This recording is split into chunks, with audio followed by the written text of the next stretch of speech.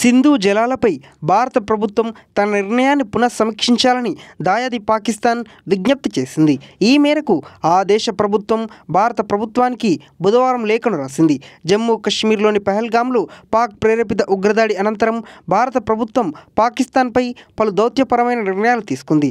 ఇందులో భాగంగా 1960లో కుదుర్చుకున్న సింధు జలాల ఒప్పందాన్ని కేంద్రం నిలిపివేసింది. అయితే తొలుత భారత నిర్ణయంపై తీవ్ర స్వరంతో మాట్లాడిన పాక్కు ఇప్పుడు తత్వం బోధపడింది. పాకిస్తాన్ జల వనరుల మంత్రిత్వ శాఖ కార్యదర్శి భారత జలశక్తి మంత్రిత్వ శాఖ కార్యదర్శికి లేఖ రాశారు. లేఖలో పాకిస్తాన్ తీవ్ర నీటి ఎద్దడిని ఎదుర్కొంటున్నట్లు పేర్కొన్నారు. సింధు జలాల ఒప్పందం నిలిపివేత వల్ల తాగునీరు, వ్యవసాయ అవసరాలకు ఇబ్బందులు ఎదురవుతున్నాయని, ఈ ఒప్పందాన్ని కొనసాగించేలా భారత్ తన నిర్ణయాన్ని పునఃపరిశీలించాలని పాక్ విజ్ఞప్తి చేసింది. ఈ విషయంలో చర్చించేందుకు పాక్ సిద్ధంగా ఉన్నట్లు లేఖలో వెల్లడించారు. పహల్గామ్ ఉగ్రదాడి తర్వాత భారత్ సింధు జలాల ఒప్పందాన్ని తక్షణం నిలిపివేస్తూ నిర్ణయం తీసుకుంది. అదేవిధంగా సలాల్ మరియు బాగ్లిహార్ జల విద్యుత్ ప్రాజెక్టుల గేట్లను మూసివేసింది.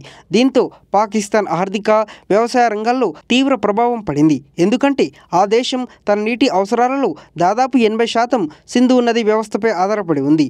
మరోవైపు రక్తం, నీరు ఒకేసారి ప్రవహించవని ప్రధాని మోడీ స్పష్టం చేశారు. పాక్తో చర్చలు అంటే కేవలం ఉగ్రవాదం, పాక్ ఆక్రమిత కశ్మీర్ పైన అని కుండబద్దలు కొట్టారు. అలాగే భారత విదేశాంగ శాఖ అధికార ప్రతినిధి రణ్ధీర్ జైస్వాల్ ఇటీవల మీడియాతో మాట్లాడుతూ పాకిస్తాన్ సీమాంతర ఉగ్రవాదానికి మద్దతు ఇస్తున్నంత వరకు సింధు జలాల ఒప్పందం నిలిపివేత కొనసాగుతుందని స్పష్టం చేశారు.